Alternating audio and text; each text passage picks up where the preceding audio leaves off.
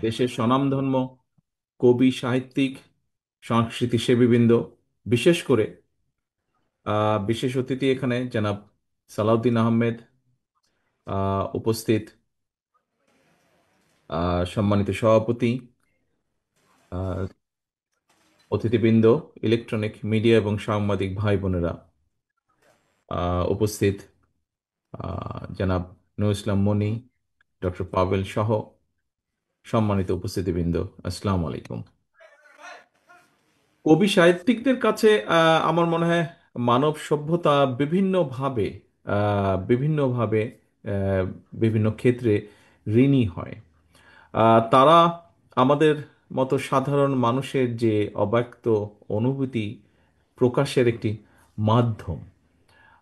আমাদের সুখ দুঃখ, ভালোবাসা, উচ্ছ্বাস, আনন্দের প্রতিচ্ছবিও কবি সাহিত্যিক বৃন্দ।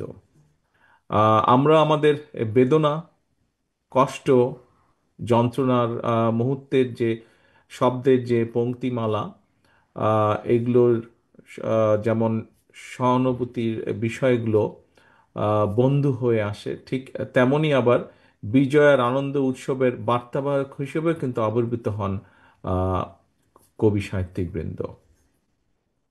আমাদের মন যেটা বলতে বা শুনতে চায়, কিন্তু আমরা অনেক সময় বিভিন্ন কারণে আমরা প্রকাশ করতে পারি না, একটা সীমাবদ্ধতা থাকে। আপনারা কবি সাহিত্যিকবৃন্দ, আপনারা আমাদের সেই অনেকগুলো কথা খুব সুন্দরভাবে তুলে ধরতে পারেন। আপনারা আমাদের যে মনোজগৎ আছে, সেই মনোজগৎটা আহ, আহ, ভিতরে আপনারা স্থান করে নিতে পারেন আপনাদের গুণ দ্বারা। এবং সেখানেই কিন্তু আমি মনে করি যে আপনারা অসাধারণ এবং আমরা সাধারণ। যুগে যুগে আহ, অনেক বক্তাই বলেছেন এখানে, যুগে যুগে কবি সাহিত্যিকরা এই নির্ভীক চিত্তে মুক্তির কথা বলেছেন। কবিরাই বলেছেন, বলবীর চির উন্নত মমশির। বিদ্রোহী কবি নজরুল ইসলাম কবি বলেই হয়তো বলতে পেরেছিলেন, নত শির ওই শিখর হিমাদ্রির। দেশের স্বাধীনতা এবং সার্বভৌমত্বের প্রতি চূড়ান্ত আনুগত্য থেকে কবি আহ শহীদুল্লাহ লিখেছিলেন, জাতির পতাকা খামচে ধরেছে আজ পুরনো শকুন। তখন আমরা সবাই সকুচিত হই, প্রত্যয়ী হই, স্বাধীনতা রক্ষায় ঐক্যবদ্ধ হই, সার্বভৌমত্বের প্রশ্নে। আমাদের মহান স্বাধীনতা যুদ্ধের দিনগুলোতে কবিতা আর দেশাত্মবোধক সঙ্গীত ছিল মুক্তিযোদ্ধাদের প্রেরণার উৎস। ক্ষুধা, যুদ্ধের ময়দানে ক্ষুধা, যন্ত্রণার ক্লান্তিকে সেদিন তারা পরাজিত করেছিলেন কবিতার প্রেরণা। এবং সেটি ছিল দেশপ্রেমের একটা অনন্য উদাহরণ। তা না হলে কিভাবে একজন মুক্তিযোদ্ধা একটি গান লিখেছিলেন, এই গানটি একজন বক্তা উল্লেখ করেছেন যে, একটি ফুলকে বাঁচাবো বলে যুদ্ধ করি। সম্মানিত উপস্থিতিবৃন্দ, স্বাধীনতার পর থেকে দেশের সকল ক্রান্তি লগ্নে কবি সাহিত্যিকরাই আমাদের সচেতন করেছেন। রাজনৈতিক নেতৃত্বকে বিভিন্ন সময় বিভিন্ন ক্ষেত্রে রাজনৈতিক নেতৃত্বকে উদ্দীপ্ত করেছেন, উদ্বুদ্ধ করেছেন প্রতিবাদী হতে। যেটার প্রকাশ আমরা দেখেছি স্বাধীনতা যুদ্ধের পরে বিভিন্ন সময়। এটার প্রকাশ আমরা দেখেছি 90-এর দশক জুড়ে। এবং আমরা রিসেন্ট যেটা দেখেছি, গত 1.5 যুগ ধরে চলে আসা স্বৈরাচারের বিরুদ্ধে, আহ, যেটা সাম্প্রতিক সময়ে উদ্ভাসিত হয়েছে, যার আহ, পরিপূর্ণতা ঘটেছে 24-এর সফল গণ আন্দোলনে, গণ অভ্যুত্থানে। এভাবেই কবি সাহিত্যিকরা, সম্মানিত উপস্থিতিবৃন্দ, এভাবেই কবি সাহিত্যিকরা যুগে যুগে নিজেদের মাত্রাকে এতটা উঁচুতে নিয়ে গেছেন, যার ফলে অনেক সময় দেখেছি আমরা তাদের নিজেদের পরিচয়, দেশ এবং জাতির পরিচয়ের সমার্থক হয়ে উঠেছেন। যেমন শেক্সপিয়ার বা ওয়ার্ডসওয়ার্থ ব্যক্তি থেকে ইংরেজি সাহিত্যের নাম হয়ে উঠেছেন। আহ, একইভাবে আমরা বলতে পারি নজরুল কবি, বিদ্রোহী কবি নজরুল ইসলাম, রবীন্দ্রনাথ হয়ে ওঠেন এই মহাদেশের পরিচয়ের একটা অবিচ্ছেদ্য অংশ।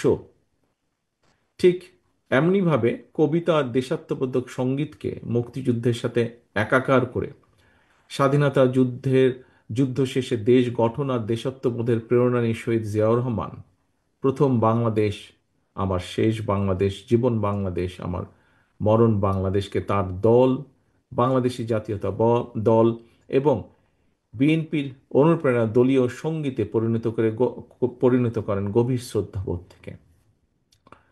শহীদ জিয়া সেই আদর্শ আজও সমুন্নত জাতীয়তাবাদের আদর্শের প্রতিটি নেতা কর্মীর মাঝে। সম্মানিত উপস্থিতিবৃন্দ, একজন প্রকৃত বাংলাদেশী জাতীয়তাবাদে বিশ্বাসী মানুষের জীবনের শেষ দিনেও প্রথম ও শেষ বাংলাদেশী হওয়া উচিত তার বিশ্বাস এবং আদর্শের একমাত্র পরিচয়। আজকের এই শ্রাবণ দিনে যে বিশ্বাস আর প্রত্যয়ের কথা বহু বক্তা এখানে যারা বক্তব্য রেখেছেন কথা ঐক্যবদ্ধভাবে উচ্চারণ করেছেন। সম্মানিত উপস্থিতিবৃন্দ, আমাদের আদর্শিক অবস্থানও আমি মনে করি ঠিক এবং এক এবং অভিন্ন। এদেশের স্বাধীনতা, সার্বভৌমত্ব ও গণতন্ত্রের প্রতি আপনাদের দৃঢ় অবস্থানের সাথে কিন্তু আমাদের বিন্দুমাত্র পার্থক্য নেই। স্বৈরাচারের যে স্বৈরাচারকে বাংলাদেশের মানুষ কিছুদিন আগে বিতাড়িত করেছে, সেই স্বৈরাচারের পুনঃজাগরণ প্রতিহত করতে আমরা প্রতিজ্ঞাবদ্ধ আপনাদেরই মতন। বিশেষভাবে একটি বিষয় বোধহয় এখানে কয়েকজন বক্তা উল্লেখ করেছেন, আমিও আপনাদের সাথে একইভাবে বলতে চাই যে এই দেশকে কোনো চরমপন্থা বা মৌলবাদের অভয়ারণ্য যেন কোনোদিন পরিণত হতে না পারে, সেটিও কিন্তু আমাদের প্রত্যাশা, সেটিও আমাদের লক্ষ্য। আমাদের সাথে হয়তো আপনাদের সকলের আদর্শিক অবস্থান এক নাও হতে পারে, পলিটিক্যাল আইডিওলজি এক নাও হতে পারে, কিন্তু এটি কিন্তু কোনো সমস্যার বিষয় না।